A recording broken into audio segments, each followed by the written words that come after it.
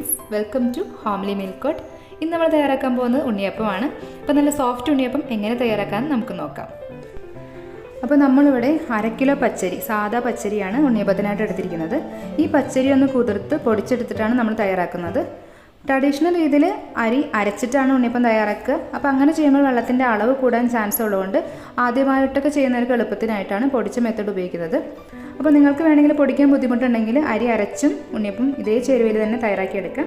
അപ്പോൾ മാവിൻ്റെ കൺസിസ്റ്റൻസി ഒന്ന് ശ്രദ്ധിച്ചാൽ മതി. ഈ അരി ഒന്ന് ക്ലീൻ ചെയ്തിട്ട് ഒരു 4 മണിക്കൂർ കുതിർത്താനായിട്ട് വയ്ക്കാം. അപ്പോൾ 4 മണിക്കൂർ അരി കുതിർത്തതിന് ശേഷം ഒരു അരമണിക്കൂർ ഇതുപോലെ വെള്ളം ഒന്ന് വാർന്നു പോകാനായിട്ട് വയ്ക്കാം. ഇനി നമുക്ക് വേണ്ടത് പപ്പടമാണ്. പപ്പടം ചേർക്കുകയാണെങ്കിൽ വളരെ പെട്ടെന്ന് തന്നെ കുറച്ച് സമയം മാത്രം റെസ്റ്റ് ചെയ്യാൻ വെച്ചിട്ട് നമുക്ക് ഉണ്ണിയപ്പം ചുട്ടെടുക്കാം. അപ്പോൾ നല്ലൊരു ക്രിസ്പിനെസ്സും ടേസ്റ്റും കിട്ടും. അരമണിക്കൂർ വെള്ളം വാർന്നു പോകാൻ വെച്ചിട്ട് പച്ചരി ഇവിടെ പൊടിച്ചെടുത്തിട്ടുണ്ട്. 2 ബാച്ചായിട്ടാണ് പൊടിച്ചത്. ഒരു സെറ്റ് ഒരു 30 സെക്കൻഡിനുള്ളിൽ തന്നെ പൊടിച്ച് കിട്ടും. ഒരുപാട് നേരം പൊടിച്ച് നൈസാക്കേണ്ട ആവശ്യമില്ല. കുറച്ചൊരു തരി നല്ലതായിരിക്കും. കുറച്ച് ക്രിസ്പിനെസ് കിട്ടാൻ വേണ്ടിയിട്ട് ചിലർ റവയൊക്കെ ചേർക്കാറുണ്ട്. അതുകൊണ്ട് കുറച്ചൊരു തരിയോടുകൂടി പൊടിച്ചെടുക്കുക. ഇനി വേണ്ടത് ശർക്കരയാണ്. 400 ഗ്രാം ശർക്കരയാണ് എടുത്തിരിക്കുന്നത്. ഉണ്ണിയപ്പത്തിന് നല്ല മധുരം വേണമെങ്കിൽ മാത്രം 400 ഗ്രാം ശർക്കര ചേർത്താൽ മതിയാവും. കുറച്ച് മധുരം മതിയെങ്കിൽ ഒരു 350 to 380 ഗ്രാം അത്ര ശർക്കരയിൽ തന്നെ അത്യാവശ്യം മധുരം ഉണ്ടായിരിക്കും. ശർക്കര സെലക്ട് ചെയ്യുമ്പോൾ ഈ ഒരു കളർ എടുക്കുകയാണെങ്കിൽ ഉണ്ണിയപ്പം തയ്യാറായി വരുമ്പോൾ നല്ലൊരു ഭംഗി ഉണ്ടായിരിക്കും കാണാനായിട്ട്. അപ്പോൾ അതൊന്ന് ശ്രദ്ധിക്കണേ. ഇനി നമുക്ക് ശർക്കര പാനി തയ്യാറാക്കി എടുക്കാം. ഈ ശർക്കരയിലേക്ക് ഒരു 100 ml വെള്ളം മാത്രം ഒഴിച്ചിട്ട് ഗ്യാസിൽ വെച്ചിട്ടൊന്ന് തിളപ്പിച്ച് പാനി തയ്യാറാക്കി എടുക്കാം. ഇനി നമുക്കിതിലേക്ക് വേണ്ടത് പഴമാണ്. പാളയൻകുടം പഴം അല്ലെങ്കിൽ മൈസൂർ പൂവൻ എന്നൊക്കെ പറയുന്ന പഴമാണ് ഇതിലേക്ക് കറക്റ്റ് ടേസ്റ്റ് നൽകുന്നത്. മറ്റുള്ള പഴങ്ങളൊന്നും സാധാരണയായിട്ട് എടുക്കാറില്ല. അപ്പോൾ ഈ ഒരു പഴം തന്നെ എടുക്കാനായിട്ട് ശ്രദ്ധിക്കുക. 3 പഴമാണ് എടുത്തിരിക്കുന്നത്. നന്നായിട്ട് പഴുത്ത 3 പഴത്തിൻ്റെ കൂടെ നേരത്തെ നമ്മൾ കുതിർക്കാൻ വച്ചിരിക്കുന്ന പപ്പടം, അതൊരു 50 ml വെള്ളത്തിലാണ് കുതിർക്കാൻ വച്ചിരിക്കുന്നത്. അത് രണ്ടും കൂടിയിട്ട് ഇതുപോലെ നന്നായിട്ടൊന്ന് പേസ്റ്റായിട്ട് അരച്ചെടുക്കണം. അപ്പോൾ നമ്മുടെ ശർക്കരപ്പാനി ഇവിടെ റെഡി ആയിട്ടുണ്ട്. ഇനി ഫ്ലെയിം ഒന്ന് ഓഫ് ചെയ്ത് കൊടുത്തിട്ട് ഒരു 10 സെക്കൻഡ് മാത്രം റെസ്റ്റ് ചെയ്തതിന് ശേഷം ഇതുപോലെ അരിച്ച് അരിപ്പൊടിയിലേക്ക് ഒഴിച്ചു കൊടുക്കാം. ശർക്കരയിൽ കുറച്ച് അഴുക്കൊക്കെ ഉണ്ടാവാൻ ചാൻസ് ഉള്ളതുകൊണ്ട് അരിച്ച് തന്നെ ഒഴിക്കാൻ ശ്രദ്ധിക്കണേ. ശർക്കരപ്പാനി ഒഴിച്ചുവിടാൻ തന്നെ നല്ല ചൂടോടുകൂടി കണ്ടിന്യൂസ് ആയിട്ട് ഇങ്ങനെ ഇളക്കി നന്നായിട്ടൊന്ന് മിക്സാക്കി എടുക്കണം. ഒരു 5 മിനിറ്റോളം നന്നായിട്ട് ഇളക്കിയാൽ മാത്രമേ നന്നായിട്ട് മിക്സായി കിട്ടത്തുള്ളൂ. അപ്പോൾ ഇളക്കിക്കൊണ്ടേ ഇരിക്കുക. തവി ഉപയോഗിച്ച് ഇളക്കിയിട്ടും കട്ടിയൊന്നും ഉടയുന്നില്ലെങ്കിൽ നമുക്ക് വേണമെങ്കിൽ കൈ ഉപയോഗിച്ചും നന്നായിട്ട് മിക്സ് ചെയ്ത് കട്ടയൊക്കെ ഉടച്ചെടുക്കാം. ഇതിപ്പോൾ പാകത്തിനുള്ള മിക്സായി കിട്ടിയിട്ടുണ്ട്. ഇനി ഇതിലേക്ക് നേരത്തെ മിക്സിയിൽ അടിച്ചു വെച്ചിരിക്കുന്ന പപ്പടവും പഴവും കൂടിയിട്ടുള്ള മിക്സ് ചേർത്ത് കൊടുക്കാം. ഇത് ചേർത്തതിന് ശേഷം നന്നായിട്ടൊന്ന് മിക്സാക്കി എടുക്കാം. ഇതിപ്പോൾ നന്നായിട്ട് മിക്സായി കിട്ടിയിട്ടുണ്ട്. ഇനി നമുക്കിതിലേക്ക് ഒരു 100 ഗ്രാം മൈദ ചേർത്ത് കൊടുക്കാം. ഉണ്ണിയപ്പം സോഫ്റ്റ് ആവാൻ വേണ്ടിയിട്ടാണ് മൈദ ചേർക്കുന്നത്. ട്രഡീഷണൽ രീതിയിൽ ചെയ്യുമ്പോൾ മൈദ ചേർക്കാറില്ല. ഇനി ഇത് നന്നായിട്ടൊന്ന് മിക്സാക്കി എടുക്കണം. അപ്പോൾ മൈദ ചേർത്ത് കഴിഞ്ഞപ്പോൾ ഒന്ന് തിക്കായി വന്നിട്ടുണ്ട് മാവ്. അതുകൊണ്ട് ഒരു 3 ടേബിൾ സ്പൂൺ വെള്ളം കൂടി ആ പഴം അരച്ച മിക്സിയുടെ ജാറിൽ ഒഴിച്ചിട്ട് ഒന്ന് കറക്കിയിട്ട് ഇതിലേക്ക് ചേർത്ത് കൊടുത്തിട്ട് നന്നായിട്ടൊന്ന് ഇളക്കിയെടുത്തിട്ടുണ്ട്. ഇതെല്ലാം കൂടിയിട്ട് നന്നായി ഇളക്കി മാവ് ഇതുപോലെ ഒന്ന് ലൂസാക്കി എടുക്കണം.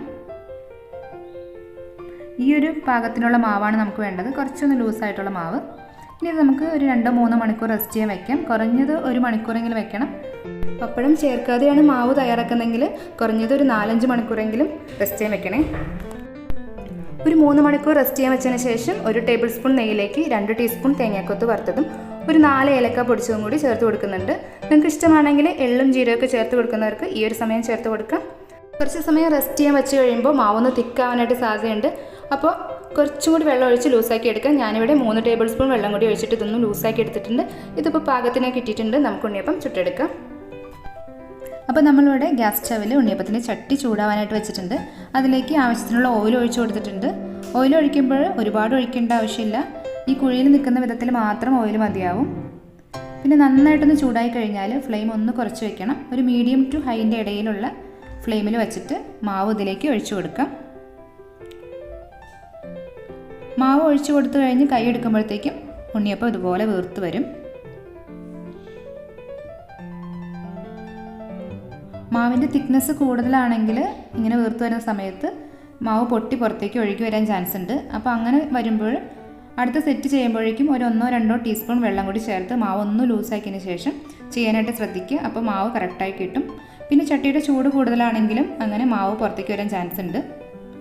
അതുകൊണ്ട് ഫുൾ ഫ്ലെയിമിലായിരിക്കുമ്പോൾ ഒരിക്കലും മാവ് ഒഴിക്കാതിരിക്കാൻ ശ്രദ്ധിക്കുക. കുറച്ചതിന് ശേഷം മാത്രം മാവ് ഒഴിച്ചു കൊടുക്കുക.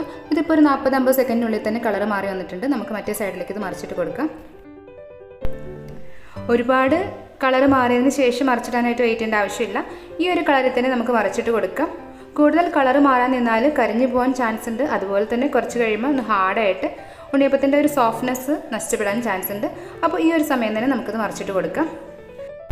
ഇതിപ്പോൾ ഒരു 50 സെക്കൻഡിനുള്ളിൽ തന്നെ ഈ സൈഡ് വെന്ത് കിട്ടിയിട്ടുണ്ട്. നമുക്കിത് കോരി മാറ്റാം. ഇത് കോരി മാറ്റുന്ന സമയം ഫ്ലെയിം ഒന്ന് ലോ ആക്കി കൊടുക്കുകയാണെങ്കിൽ എണ്ണ കിടന്ന് കൂടുതൽ ചൂടാവാതിരിക്കും.